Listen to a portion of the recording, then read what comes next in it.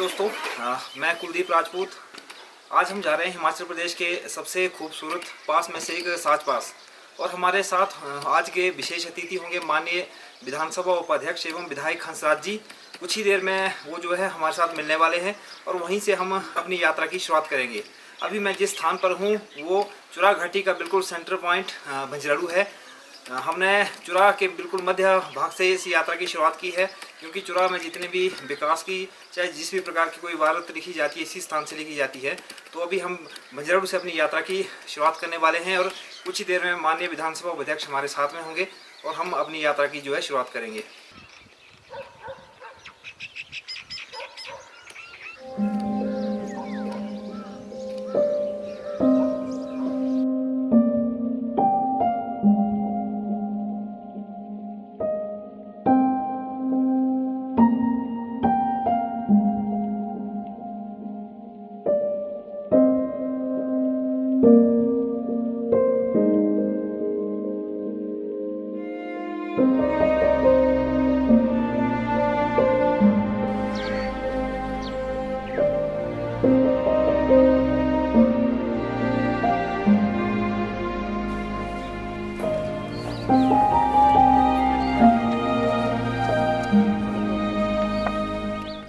हम पहुंच गए हैं बैरागढ़ में। आप देख सकते हैं कि माननीय विधानसभा उपाध्यक्ष और विधायक चुरा श्री हंसराज जी हमारे बीच में हैं।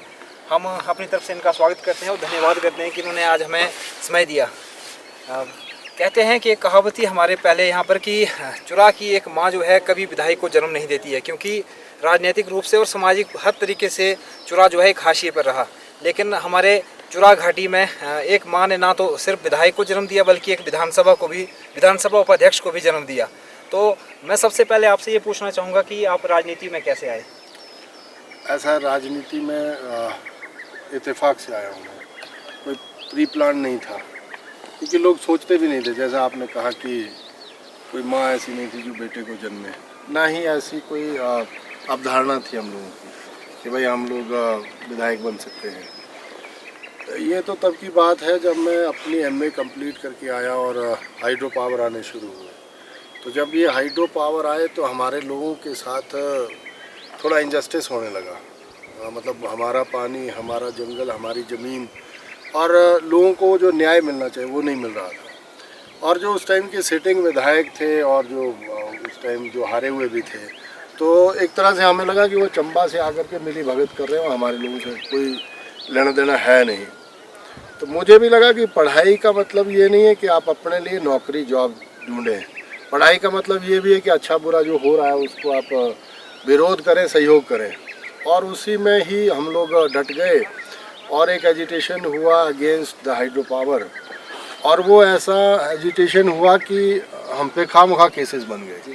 और जब केसेस बने तो उन केसेस ने मतलब मेरे को ऐसा एक पृष्ठभूमि दे दी कि हमें अब लड़ना ही पड़ेगा, क्योंकि लोग जो हैं वो छोटी सी बात के लिए भी हमें चंबा जाना पड़ता था 100-100 किलोमीटर, और उस पर भी मौत भर लगाने पड़ते थे कि आगे कोई बंदा जाएगा, वो बात करेगा, फिर हमारी बात होगी। तो ये इनजस्टिस लगता था और मुझे लगा कि ये भी फील्ड ठीक है, मतलब हम लोगों को इधर भी जा सकते हैं हम लोग। और वो केस जो हम पे बने, मेरे ख्याल में 10-12 धाराएँ लगी और उसमें सरकार बनाम हंसराज केस कर दिया गया। और उसमें 21 लोग जो थे, जिसमें महिलाएं भी थी, पुरुष भी थे और गरीब लोग, हम सारे गरीब, उस टाइम तो सब गुर्बत में थे। तो सब लोग जब उसमें केस में झोंके गए तो मुझे लगा यार राजनीतिक जो है वो किसी न किसी को तो आगे आना पड़ेगा। तो फिर हमने वो मन बना लिया था कि किसी न किसी को भेजना ज़रूर है, पर मुझे आना वो नहीं था, क्योंकि हमारे तो कुछ और ही थी कि जॉब करनी है, परिवार चलाना है, माँ बाप ने इतना संघर्ष किया है, पढ़ाया है, तो जॉब के लिए ही जाना है।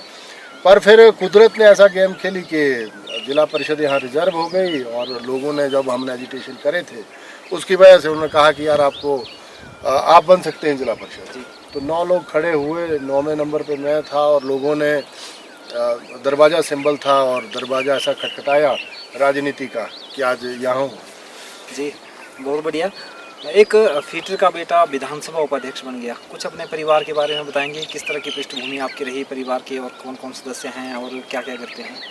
ऐसा है, पिताजी ने मजदूरी ही की है और पाइप फिटर रहे वो 30 साल। संघर्ष तो ऐसा है कि हम 4 भाई हैं, एक सिस्टर है। मेरी माँ जिन्होंने जन्म दिया वो तो मैं जब 5 साल का था तब एक्सपायर हो गए थे। लेकिन मेरे जो नेक्स्ट स्टेप मदर हैं उन्होंने ही पाला पोसा और उन्हीं से ही बेटी है।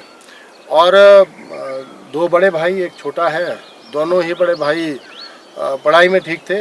एक तो टीचर हैं, अभी भी टीजीटी हैं, और एक पुलिस में थे, एसपीओ, पर फिर बाद में उन्होंने जॉब छोड़ दी। और तीसरे नंबर पे मैं हूँ और चौथे पे छोटा है और सिस्टर की मैरिज है। तो इसमें ऐसा है कि पिताजी का जो संघर्ष था या जो इलाके का या जो गुरुजनों का संघर्ष था, उसी ने ही हमें जब जिला परिषद बनाया तो उसी से ही फिर आगे लोगों को लगा कि यार एक आम आदमी जो है वो जिला परिषद बन सकता तो विधायक क्यों नहीं बन सकता। थोड़ा टिकट का विषय ऐसा होता था, लोगों में अवधारणा थी कि भाई टिकट जो है वो खरीद के मिलता है, करोड़ों रुपए लगते हैं। तो हमने तो लाखों नहीं देखे थे इकट्ठे, तो उसमें थोड़ी जद्दोजहद होती थी। लेकिन हमारे साथ ऐसे लोग जुड़े, जैसे मैं कुछ लोगों का जिक्र भी करना चाहूँगा जिन्होंने हमें बहुत प्रोत्साहित किया है। जिसमें हमारे एक स्वर्गीय यहाँ से फौजी साहब थे जिन्होंने बहुत संघर्ष से हमें मोटिवेट रोज करते रहे। मामा नारद जी रहे जिन्होंने हमें बहुत उत्साहित किया कि जब ये मुक्ति मोर्चा उन्होंने बनाया था तो उन्होंने कहा हम अगर किसी को इंडिपेंडेंट उतार सकते हैं तो हम टिकट की भी पैरवी कर सकते हैं। उस टाइम तो हमने दोनों पार्टियों से पक्ष रखा था कि भाई कोई भी दे चुरा, मतलब 80% पॉपुलेशन जो है वो यहाँ की है, वो वोट कास्ट करती है 20% को, तो अन्याय तो है ही है। तो इन सब लोगों ने जुड़ करके, जैसे DS देवल जी का नाम सुना होगा आपने, उनकी किताबें, मतलब चुराह का अगर थोड़ा भी यहाँ पर ब्लैक एंड वाइट में है तो वो उनकी देन है। तो वो समय समय पर वो भी गाइड करते रहे। और करमचंद ठाकुर जी हैं जिन्होंने कहा कि होना चाहिए, बीच में DS ठाकुर जी भी शुरू में, तेज सिंह वर्मा जी हमारे यहाँ से, और बहुत सारे लोग जिनका मैं नाम सुनियारा है जिन्होंने बहुत संघर्ष से हमें मोटिवेट करते रहे। और सबसे बड़ा जो सेक्रीफाइस किया है वो शिवदयाल ठाकुर जी ने, जिनको लगा कि वो तो पार्टी में भी थे, संगठन में भी थे, कि यार इस लड़के की पैरवी मुझे करनी चाहिए, उन्होंने भी किया। और सबसे बड़ा एक वो जो शुरू में जब जिला परिषद में हम संघर्ष कर रहे थे तो एक सुरगानी से हुआ करते थे AW चौगानी, मुस्लिम थे लेकिन भारतीय किसान संघ वो चलाते थे। हमें भी भारतीय किसान संघ में वही लेके आए थे और भारतीय किसान संघ को हमने खड़ा किया। अगर संघ का प्रशिक्षण भी हुआ था तो उनकी वजह से हुआ था। तो धीरे धीरे जब हमने टिकट की मांग करी तो टिकट भी मिली हमें, लोगों ने इज़म भी यहाँ पर तैयार हुआ और लोगों ने कहा कि धरती का बेटा है, धरती के ही बेटे को वो होना चाहिए। और आपका एक वो आर्टिकल आज भी मेरे को याद है जिसमें आपने ही लिखा था उस टाइम जब आप पत्रकारिता में थे, तो आपने ही कहा था कि धरती के पुत्र को, मतलब अगर हम यहाँ के टिकट देते हैं तो ही इस इलाके का कल्याण हो सकता है। तो आप जैसे बड़े लोग थे जिन्होंने सोचा तो था मन में। और फिर जब प्रशासनिक हेल्प हमें मिलनी शुरू हुई, प्रधान सचिव हुआ करते थे उस टाइम धमोल साहब के साथ, JC शर्मा जी जिनको मैं मामा साहब कहता हूँ, उन्होंने बहुत सहयोग किया है। तो ये सब लोग थे जिन्होंने हमारे लिए बहुत वो किया है। और उस टाइम सिटिंग जो हमारे लीडर थे, धमोल साहब, अनुराग जी और राम स्वरूप शर्मा जी, ये सब थे, पवन राणा जी, फिर बाद में इन सब ने सहयोग किया और हमें टिकट मिली, हमने टिकट ली और उसमें हम कामयाब हुए। और फिर जब दोबारा जनता ने जिताया इस बार तो सरकार हमारी बनी और पार्टी ने, मैं पहला ही व्यक्ति था जिसको सेकंड टाइमर को झंडी लगा दी। तो इलाके को ज़रूरत भी थी, इलाके की सारी ज़रूरतों को पूरा करने के लिए उन्होंने कहा कि आपको विधानसभा का उपाध्यक्ष बनाया है। तो यही पृष्ठभूमि रही। दोस्तों आज हम जा रहे हैं साच पास। साच पास एक मशहूर पर्यटन स्थल बनता जा रहा है। यहाँ पर जाने का हमारा मुख्य उद्देश्य ये है कि ये एक भविष्य की योजना है जो कि हमारे माननीय विधानसभा उपाध्यक्ष ने एक सोच रखी है।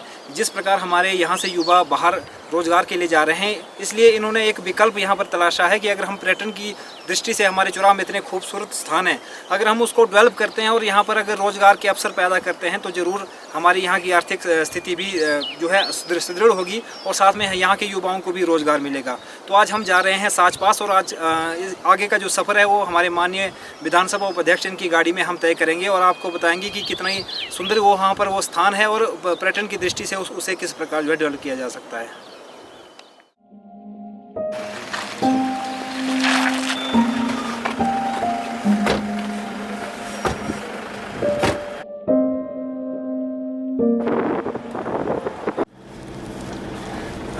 सर पिछले कुछ समय से चुनाव में एक बहुत बड़ा बदलाव देखने को मिला है। कोई भी प्रतियोगी परीक्षा होती है, जैसे असिस्टेंट प्रोफेसर हो, कोई एलाइड की परीक्षा हो, उसमें चुनाव घाटी ने पिछले 8-10 सालों से मतलब एक अपना वर्चस्व बना लिया है। कोई ना कोई पोस्ट हमारी चुनाव घाटी के लिए आ रही है, और ख़ास करके सेना में आपने देखा कि पिछले जैसे भर्ती हुई वहाँ से कम 250 से 300 लोग जो हैं हमारे चुनाव घाटी में जो है सेना में भर्ती हुए हैं। तो आप इस बदलाव को किस तरह लेते हैं, मतलब चुनाव में एकदम इतना बदलाव कैसे आया? ऐसा है, मैं भाग्य पे बड़ा विश्वास करता हूँ। जैसे व्यक्ति का भाग्य होता है वैसे ही समाज का और उस इलाके का भी भाग्य होता है। तो जब हम मैं 66 सालों का संघर्ष देखता हूँ। 66 सालों में जब ये पूरा इलाका संघर्ष कर रहा था, तो संघर्ष में कहीं ना कहीं पर एक जीत भी छुपी होती है। राजनीतिक जीत हुई, हमारी मानसिक जीत थी वो, और एक तरह से मानसिक उदय भी हुआ हमारा। तो हर क्षेत्र में, ये नहीं है कि हमारे जो बच्चे हैं वो आर्मी में और ये सिविल सर्विसेज सब में गए हैं। तो ये मैं मानता हूँ कि भाग्य उदय होना होता है किसी क्षेत्र का। 66 साल का जो संघर्ष था, एक तपस्या थी हमारे लोगों की, हमारे बुजुर्गों की, जिन्होंने प्रताड़ना सही थी लोगों की, और वो प्रताड़ना से जैसे वो निकले हैं। तो आज का जो समय हम देख रहे हैं कि हर क्षेत्र में हम लोग आगे हैं। अभी तो ये शुरुआत हुई है, मैं ये मानता हूँ अभी शुरुआत हुई है। अभी हमने बहुत और ऊंचाइयाँ छूनी हैं, जिसमें पूरे समाज का सहयोग होगा। जी, एक नेशनल हाईवे स्वीकृत हुआ है हमारे चुनाव घाटी में, और अधिकतर लोगों का मानना है कि ये एक बहुत बड़ी अचीवमेंट है आपके कार्यकाल में और आपकी ये। आप इसको किस तरह लेते हैं कि चुनाव को इस नेशनल हाईवे का क्या फ़ायदा होगा? ऐसा है, जब आप पक्ष रखते हैं अपने इलाके का, पहले तो मैं कहता था भाई सरकार कोई बुरी नहीं होती, तो ये शुरू से कॉन्सेप्ट रहा है। सिर्फ वहाँ का नुमाइंदा बुरा होता है जो अपना पक्ष नहीं रख पाता है। हमने पक्ष रखा माननीय मुख्यमंत्री जी को, उससे पहले माननीय नितिन गडकरी जी को। जब कांग्रेस की भी इवन गवर्नमेंट थी तब भी हम ये कह रहे थे कि सामरिक दृष्टि से ये महत्वपूर्ण क्षेत्र है। JNK के साथ लगता है, लेह लद्दाख के साथ लगता है, चाइना पाकिस्तान की थ्रेट है। तो उधर अगर हम वाया मंडी मनाली से जाते हैं, वहाँ से भी जाएं, कोई दिक्कत नहीं। लेकिन ये शॉर्टेस्ट रूट है लेह को छूने के लिए, जैसे चाइना हर बार वो गड़बड़ करता है। और पर्यटन की दृष्टि से भी इम्पोर्टेंट था, रोजगार की दृष्टि से भी इम्पोर्टेंट था। तो माननीय प्रधानमंत्री जी से मिला हूँ मैं खुद, और जहाँ जहाँ जिस बात की हो सकती थी वो हमने करी है। और मैं ये बधाई देना चाहता हूँ पूरे इलाके को कि उन्होंने मुझे दोबारा भेजा और हमें ये मौका मिला कि ये द्रम्मण से, चंबा से और चुरा से होते हुए पांगी की तरफ जो है ये नेशनल हाईवे जाएगा। स्वीकृति मिली है और बहुत जल्द इसका काम भी चल पड़ेगा। तो ये कायाकल्प कर देगा हमारे चुरा की, और उसमें हमारे बच्चों को और आने वाली पीढ़ियों को इसका बड़ा लाभ होने वाला है, और रोजगार की दृष्टि से भी इम्पोर्टेंट रहेगा। जी, एक चुरा की ITI का मुद्दा था। चुरा की ITI एक ऐसा मुद्दा था कि जिन्होंने कई लोगों की राजनीति खत्म कर दी और चुरा में राजनीति का जो है अस्तित्व भी पलट दिया। तो जब चुरा की ITI यहाँ से बाहर गई थी तो लोगों में काफ़ी एक तनाव भी था और रोष भी था। तो आपने इसको किस तरह से मतलब हैंडल किया, और किस तरह से आपने जो है चुरा में ITI की वापसी करवाई? ऐसा है, पूर्व के जो नेता थे, मैं किसी पे आरोप नहीं लगाऊंगा, जिनकी उनकी मानसिकता जितनी थी उन्होंने उतना काम किया। मैं ये जरूर कहना चाहूँगा कि क्षेत्रवाद क्या होता है वो हमने 66 सालों में देखा है। जितनी भी चीज़ें होती थी वो सारी या तो सलूनी चली गई या चंबा चली गई, या उन्होंने अपने मन मुताबिक जो थी वो चीज़ें लेते रहे। मैं जब पहली बार विधायक बना तो उस टाइम भी हम ITI को उठा सकते थे, क्योंकि ITI जो थी वो तीसरा ऐड कोटी, मतलब ऐसे ऐड करके सारी चीज़ें हमारी ऐड करके चल रही थी। तो उस वक्त की सरकार को जब मैं जीत के गया तो हमने कहा कि ये वापस करो। तो फिर मुझे लगा कि यार इसमें वहाँ की जो हमारी 14 पंचायतें हैं उनका क्या दोष है, उनको भी तो ITI चाहिए। तो हमने कोई क्षेत्रवाद नहीं रखा, हमने कहा अब नई ITI चाहिए। तो हमने जैसे ही सरकार बनी, हमारी पहली मांग ही हमारी यही थी। ऑनरेबल चीफ मिनिस्टर साहब आए, उन्होंने हमें यहाँ करके दी, और जो ITI का इतने सालों का संघर्ष था, 20, 22, 25 सालों का, उसको भी न्याय हमने दिलवाया। और ये सारा जनता की वजह से हुआ, उन्होंने भेजा, हमने काम किया। चुरा में पर्यटन की बड़ी अपार संभावनाएं हैं, बड़े खूबसूरत यहाँ पर स्थान है। तो इसको आप रोजगार के साथ कैसे जोड़ते हैं, मतलब आपने किस तरह सोच लिया कि इसको जो है मतलब रोजगार के रूप में भी डेवलप किया जा सकता है? ऐसा शुरू में जब मैं विधायक बना तो हमने डलहौजी भी देखी, मनाली का एरिया भी देखा, और वो सारा, और कंपैरिजन करता था मैं कि हम भी किसी उसमें कम नहीं है। प्रकृति ने हमें सब कुछ दिया हुआ है, लेकिन एक्सपोजर नहीं है हमारे इलाके को। तो एक्सपोजर देने के लिए शुरुआत हमने यहाँ साचपास से की है। और जिसमें चांजू माता टेम्पल है, हमारा देवी कोठी माता का टेम्पल है, वो भी पर्यटन की दृष्टि से बड़े रमणीय स्थान है। फिर गडासरू महादेव है, चाहे हमारा कुंडी मराल का है, चाहे यहाँ हमारा महलवार धार का है, ये हाँ खंजरी माता, ये जितने भी पर्यटन के लिहाज से और सबसे ओल्डेस्ट बुद्धिस्ट गोम्पा है हमारे यहाँ बनौटी में, हिमाचल में, या मैं कहता हूँ नॉर्थ इंडिया में अगर सबसे पुराना कोई गोम्पा है बुद्धिस्ट मोनेस्ट्री तो वो हमारे यहाँ चुरा में है। तो दलाई लामा जी से भी मेरी बात हुई थी, उन्होंने कहा था कि भाई अगर आप मतलब रोड की सुविधा और चीज़ें देते हैं तो हम आपके बच्चों को रोजगार, जैसे आज धर्मशाला मतलब पूरा वो हो गया है, तो वो तो काल चक्कर की बात कर रहे थे, और यहाँ तांत्रिक यूनिवर्सिटी भी एक इस्टेब्लिश करना चाहते हैं। तो हम इस बार लगे हैं और मैं समझता हूँ कि पर्यटन के क्षेत्र में अगर हम आगे बढ़ गए तो हमारे युवाओं को 4-6 हज़ार के लिए चेन्नई या बेंगलोर या कहीं और नहीं जाना पड़ेगा। हम मतलब सक्षम होंगे कि हम यहीं पे रोजगार पैदा कर दें। जी, बहुत बढ़िया योजना है ये।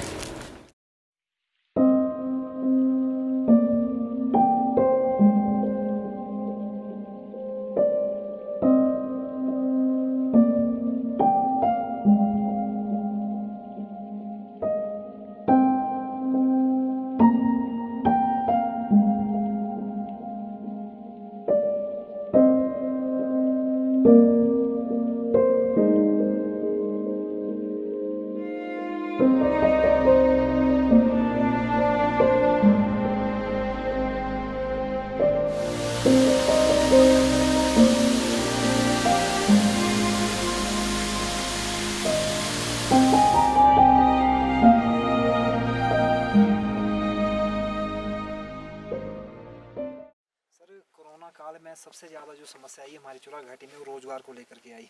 कई लोग हमारे अगर बाहर फंसे तो उसका कारण ये रहा कि रोज़गार की कमी रही। तो इसको कैसे निपट सकते हैं और ये जो है कैसे कमी दूर हो सकती है? एक तो देखो, आज जो हम कवर कर रहे हैं ये साच पास पर्यटन एक बहुत बड़ा एक सोर्स हो सकता है माइग्रेशन को रोकने का।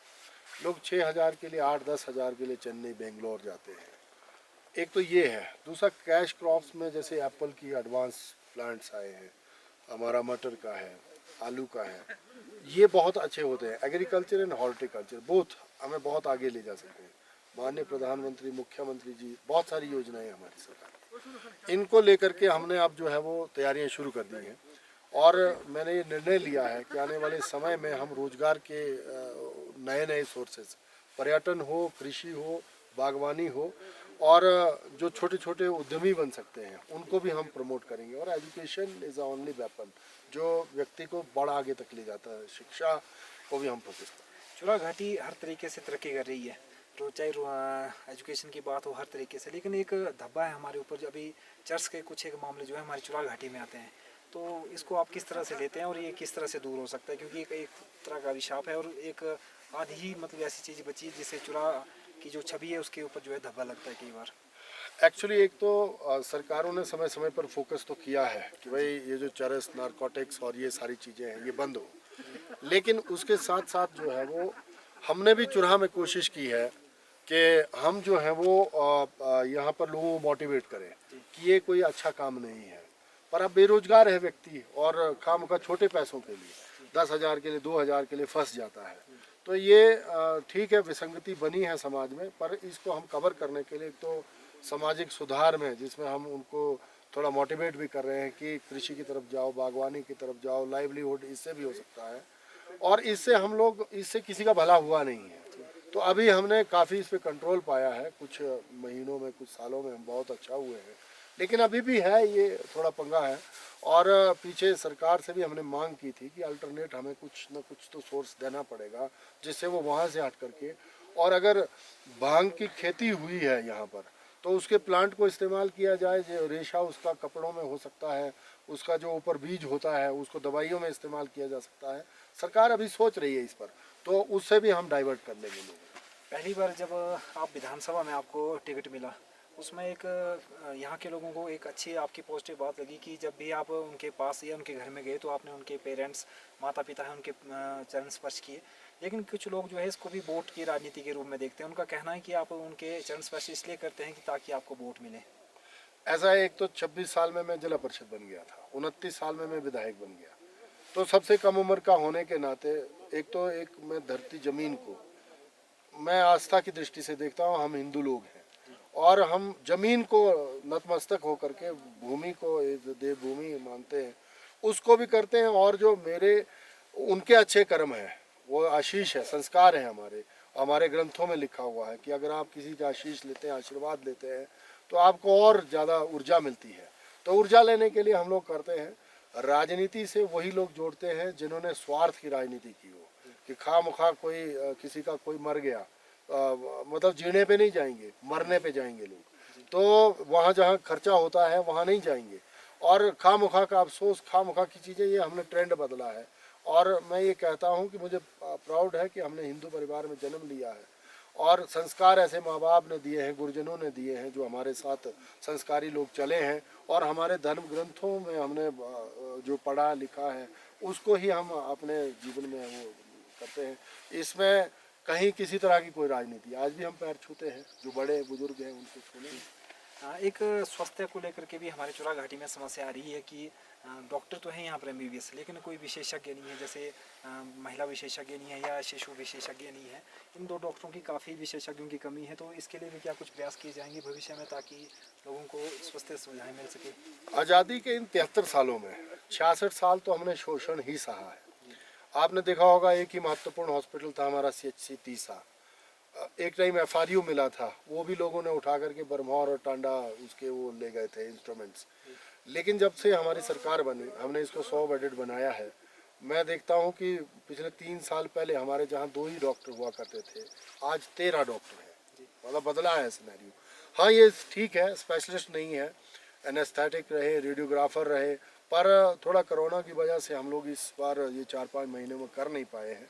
लेकिन भविष्य में मैं विश्वास दिलाता हूँ जनता को कि हम जो है वो इस हॉस्पिटल को कम से कम चाइल्ड स्पेशलिस्ट, गायनी के लिहाज से और ऑर्थो के लिहाज से यहाँ पर 2-3 स्पेशलिस्ट डॉक्टर जरूर देंगे।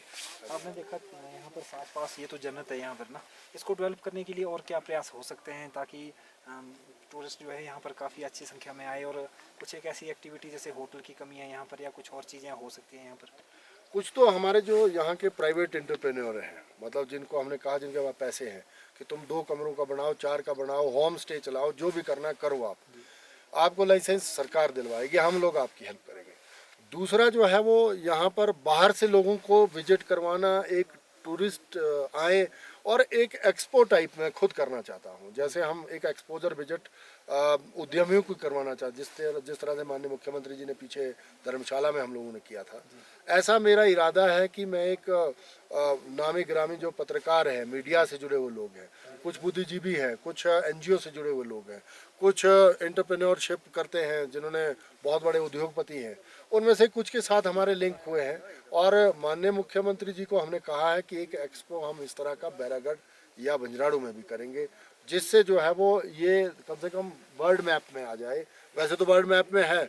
और साच पास इज़ ओनली पास, मतलब ये एक ऐसा पास है जहाँ 12 महीने बर्फ़ जो है वो आपको हाईवे पर ही मिल जाएगी, सड़क में ही मिल जाएगी। तो एक्सपोजर नहीं है, एक्सपोजर दिलवाने में हम कितने कामयाब होते हैं, जैसे आप लोगों के एफर्ट्स हैं, सब लोग सहयोग कर रहे हैं, तो इसमें हम ज़रूर कामयाब होंगे। मैं मानता हूँ कि आने वाला समय हमारा ही है, और हिमाचल का और हमारे इस चुरा चम्बा का। तो चलते एक अंत में एक सवाल और रहेगा सर आपसे कि हमारे यहाँ पर विधवा प्रोजेक्ट लग रहे हैं, जैसे यहाँ पर रोजगार युवाओं को मिल भी रहा है, लेकिन कई जगह नहीं भी मिल रहा है। अगर काफ़ी रोजगार यहाँ पर मिले प्रोजेक्टों में तो हमारी बेरोजगारी वहाँ भी दूर हो सकती है। इसके बारे में आपकी क्या राय है?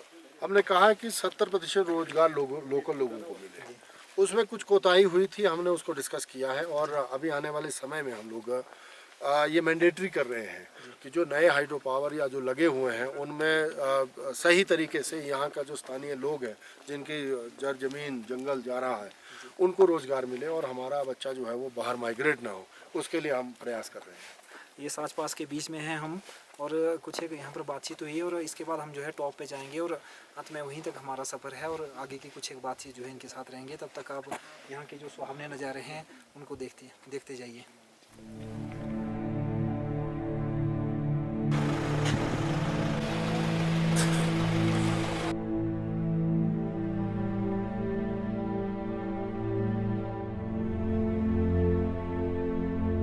हैं साच पास के बिल्कुल टॉप पर पहुंचने वाले हैं। आप देख सकते हैं पीछे जेसीबी लगी है और हमारे साथ काफ़ी यहाँ के चुराह घाटी के प्रबुद्ध लोग भी हमारे साथ में हैं। तो इससे जो आगे का सफ़र है वो हम जो है पैदल तय करेंगे और थोड़ी देर में जो है हम टॉप पर पहुँच जाएंगे।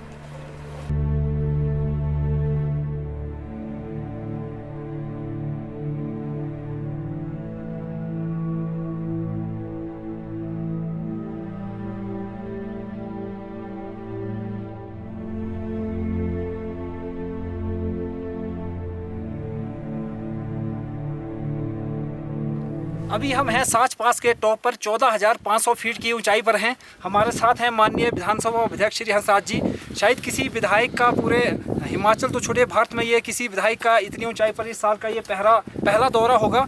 हालांकि इनका जो यहाँ पर आने का मेन पर्पज़ है वो चंबा, तीसा और पांगी मार्ग की जो बहाली है इसकी इंस्पेक्शन के लिए यहाँ पर आए हैं। ये देख रहे हैं कि किस प्रकार यहाँ पर काम हो रहा है और ताकि जल्द से जल्द जो है ये आवाजाही हमारे तीसा या चंबा तक पांगी के लिए हो जाए।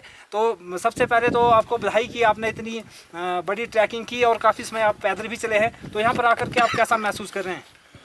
ऐसा ये हमारी सरकार की पहले से ही प्राथमिकता रही है। ये इस माता का आशीर्वाद है। ये जो महलनाग अपनी चामुंडा देवी और जामिंदल माता का ये चमत्कार है कि हम लोग यहाँ पर पहुँचे हैं। मैं विशेष तौर से बधाई देता हूँ अपने पीडब्ल्यूडी विभाग के सभी अधिकारियों को, कर्मचारियों को, विशेषकर हमारे एक्शन साहब, इनके एसडीओज, इनके जेईज, इनके बेलदार, इनके डोजर ऑपरेटर, एलएनटी ऑपरेटर, सब लोगों ने, जेसीबी ऑपरेटर, सब ने बड़ी कड़ी मशक्क़त के साथ एक रिकॉर्ड टाइम में हम यहाँ पहुँचे हैं।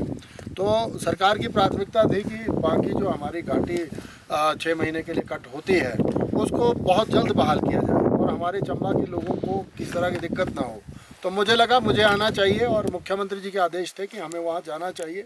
और मैं सच में आज प्राउड फील कर रहा हूँ कि हमारी सरकार जो है वो वचनबद्ध जिस तरीके से है कि हम हर व्यक्ति, हर इलाके, हर क्षेत्र को, लास्ट में खड़े हुए व्यक्ति को न्याय देंगे। इसमें हम कामयाब हुए हैं।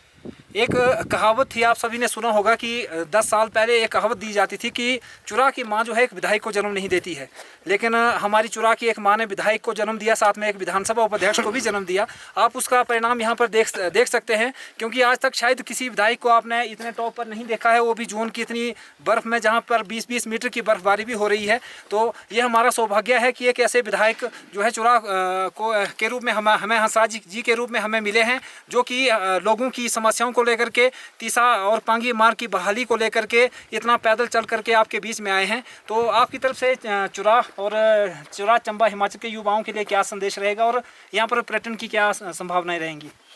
ऐसा बीच में हमने चर्चा करी भी है कि हिमाचल जो है वो हर कोना पर्यटन की दृष्टि से महत्वपूर्ण है, लेकिन साच पास और ये इलाका पांगी का और चुराह का हमारा इलाका जो मतलब सारा जितना भी चंबा है उसमें बहुत पोटेंशियल है। और युवाओं को जब हम एक्सपोजर देंगे या युवाओं को सहूलतें देंगे, जैसे नेशनल हाईवे का हुआ है, तो इस इलाके को पिछली सरकारों ने इग्नोर किया हुआ है। तो इस इलाके को हम लोग कोशिश कर रहे हैं कि नरिश किया जाए, लोगों को जो पर्यटन है उसको रोजगार के साथ जोड़ा जाए, और हम कामयाब भी हो रहे हैं इसमें। इस बार थोड़ा सा दिक्कत हुई है, लेकिन फिर भी हम लोग ये प्रयास कर रहे हैं, हमारी सरकार प्रयास कर रही है। मैं सिर्फ इतना ही कहूँगा आपके माध्यम से युवाओं को कि देखो, संघर्ष करने वालों की कभी हार होती नहीं है।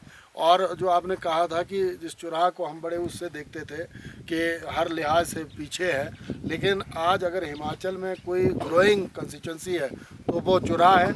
और उसके साथ साथ चंबा का और इन सब इलाकों का भला करने के लिए हम लोगों को सबको साथ आना पड़ेगा। युवाओं को पेशेंस रखने पड़ेंगे, एग्रीकल्चर, हॉर्टिकल्चर, उसके साथ साथ पर्यटन और कैश क्रॉप्स की तरफ हमें जाना पड़ेगा।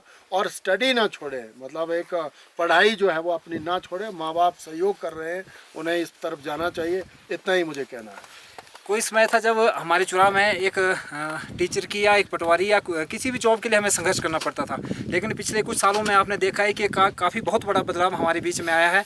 जब भी कोई HS एलाइड का परिणाम आता है या जब कोई असिस्टेंट प्रोफेसर या इस लेवल की जो भी अच्छी पोस्टें आती है, तो उसमें चुराह का प्रतिनिधित्व जरूर होता है। वहाँ से 2-4 बच्चे चुन करके जरूर आ रहे हैं। आपने पीछे देखा है कि जब चुराह पूरे हिमाचल में 500-600 युवा जो है आर्मी में भर्ती हुए, उसमें अकेले हमारे चुराह घाटी से 300 लोग यहाँ पर भर्ती हुए हैं। तो एक काफ़ी समय से एक क्रांतिकारी बदलाव आया है हमारे चुराह घाटी में। चुराह के लोगों का आत्मविश्वास बढ़ा है, उन्हें पता है कि चुराह जो है उस स्थिति में नहीं है जो पहले 10 या 15 साल पहले देखा जाता था। आज कोई समय था जब चुराह का नाम लेते हुए कई लोगों को हीन भावना होती थी, क्योंकि कई अफसर हमने भी देखे हैं जो चुराह का नाम नहीं लेते थे, लेकिन माननीय उपाध्यक्ष के आने के बाद एक चुराही कहते हुए खुद को हमें भी फील प्राउड होता है, और इसका सबसे बड़ा श्रेय जो है इनको जाता है। तो मैं धन्यवाद करना चाहूँगा जो आपने एक इतना बड़ा क्रांतिकारी बदलाव यहाँ पर लाया है। साथ में 2 शब्द मैं ये कहना चाहूँगा कि जैसे PWD में हमारे एक्सीन साहब हैं श्री जीत सिंह ठाकुर जी, SDO साहब हैं या JE साहब हैं, या यहाँ पर डोजर ऑपरेटर हैं, या इनकी जितनी भी यहाँ पर टीम है,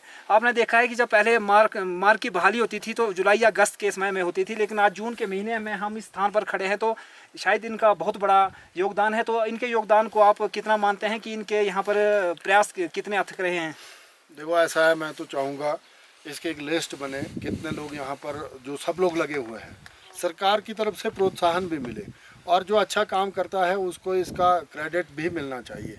और मैं ये सच में तसल्ली के साथ कहता हूँ कि अच्छे ऑफिसर्स हर जगह अपना वो सिक्का छोड़ते हैं।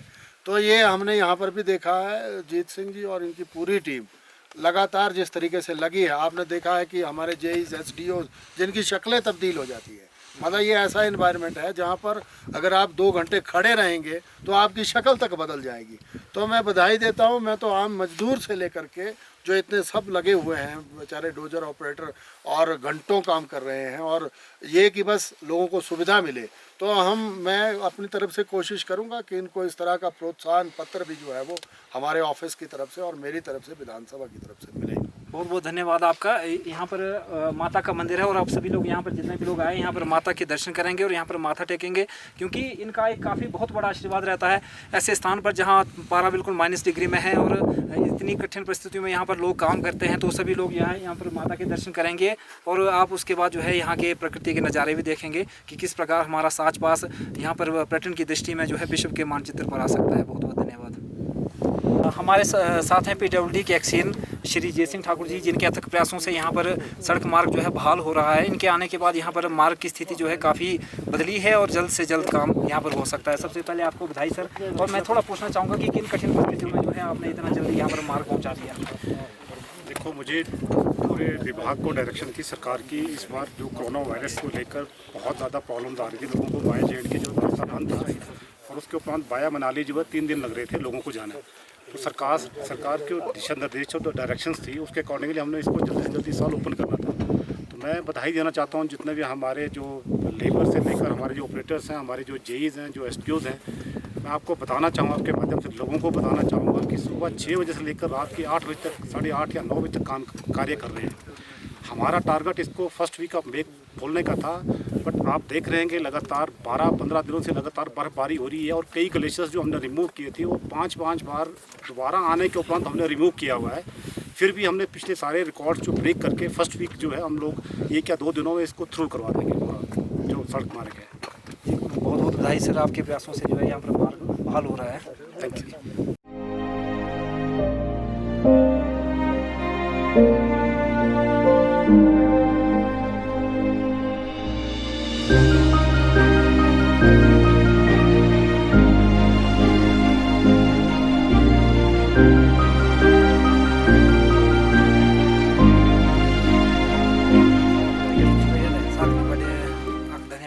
चौहान साहब अभी, क्योंकि जिस टाइम रोड बुझती पहली बार इन्हें अभी बड़ा सहयोग दिया हो रहा है ना, इस टाइम मेरे ख्याल तुम्हें क्या हो रहा है? हाँ, पूरा आई जीप रोड है, पहले आया कट हो रही है। कितना कोसी एरिया निकाला? एको 2002 में जी गल है। हाँ जी, आया चुराए सम की लाइब्रेरी। अच्छा, मशीन रहने सम के चुराए पहली बार आई साच पास आई करा चुरा के ना आएगी। चलो बहुत बड़ी गल पर ओरे पांगे बात सब में पैदल भी लग रहा है क्या सारे पास कभी? बिल्कुल 2004 में 2006 में अच्छा, लगातार है क्या पूरा घर करना पैदल और भैगा चुबा चलते और 8-9 बजे किलाड़ पर जी। आजकल ये टाइम है जी, मतलब गाड़ी बड़ी बड़ी मुश्किल है, कुछ ने सोचने कमी कुछ ने क्या भूंदे था 10 टाइम के मैनेज करी थे, तो पैदल सोचा 20 फुट मतलब अब खड़े कितने बढ़े के मैनेज करी थे एक्चुअली आग तो जे आए 17 दिखना चार्ट किया था पूरा ग्लेशियर में क्या। अच्छा, तैसे अपन गाँव ट्रैकिंग का थे गाँव मतलब जे आई असर घरे छुए भाई पेन लाई ओड़ी पंजा लाई ओड़ी क्यों साइड लाई ओड़ी क्यों लाई, पर इस टाइम जे आज को भी दिक्कत चली है जहाँ गाड़ी करना ज़्यादा यूज होना चाहिए, वेट बढ़ना शुरू हुआ आज तो मतलब फिट रहा और अखबारें अपनी टेस्टिंग देते सब ना जो तो अपन जरूर रहना चाहिए और थोड़ा पैदल भी हाँ सुनिए पता लगा भाई मेरे हार्ट के त्या लंग्स के त्या और सारी चीज़ें अच्छा मतलब कि टाइप पर फिटनेस टेस्ट भी हो ही सकता है हाँ बिल्कुल बिल्कुल आज असमान पता लग गया भाई आई क्या होते फिट हाँ और अखबार 1984 में आज बाय एसडीयू ट्रांसफर हो एसडीयू लगे पाएंगे अगर रात इन रे काटे पर ये चीफ भी है ना हां ना ना तो एनसी रिटायर हुए हां हाँ जी जी फिर एसडीयू एडी रह सके फिर देखना पहले बार ने पोल छोड़ बनाओ रह दी जी, तना पुजाना या आकर रात तरीले काटे ने रे घरे अच्छा ता आकर रात आई 17 काटे अच्छा त्री रात बिंद्रा बाणी गाई पकड़ के मतलब जो रात ही थी हां रात बिल्कुल अखूरी तरीले दूर रोकड़ी बड़ी बड़ी फेमस फेमस चांद है कि कैसे जिला परिषद भी है मतलब ना शुखड़े वाले खा खा कर आए देखना चक्कर ना शुखड़े वाले गोजू रखने देखना संतरे संतरे साडे बुई दे ना शुखड़े वाले गोजू रखने जाड़ी चक्कर लगा सही गल शुखड़े है। वाला खाना का देखना बहुत बड़ी गल है धन्यवाद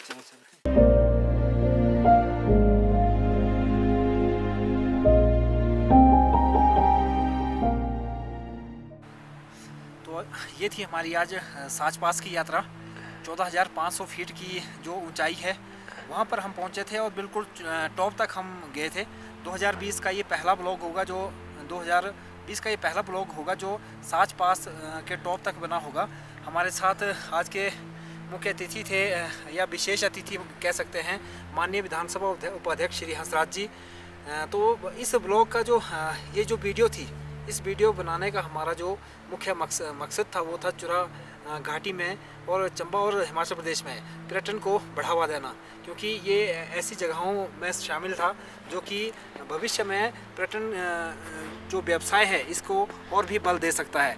इसलिए आपने देखा होगा कि हमने वहाँ टॉप पर पहुँच करके मास्क भी नहीं लगाया था, क्योंकि इसका भी एक मेडिकल रीज़न है। वहाँ पर ऑक्सीजन की कमी होती है जिसकी वजह से हम लोग मास्क नहीं लगा सकते हैं। तो ये हमारा एक प्रयास था, क्योंकि आने वाले भविष्य में जो साच पास है ये चुरा घाटी की आर्थिक, सामाजिक और सांस्कृतिक दशा को बदलने में सहायक होगा। तो अब इसके बाद कुछ ही देर में हम लोग यहाँ पर लंच करेंगे और लंच के बाद जो है हमारे जो आज की जो आज का हमारा ये कार्यक्रम था इसका समापन होगा।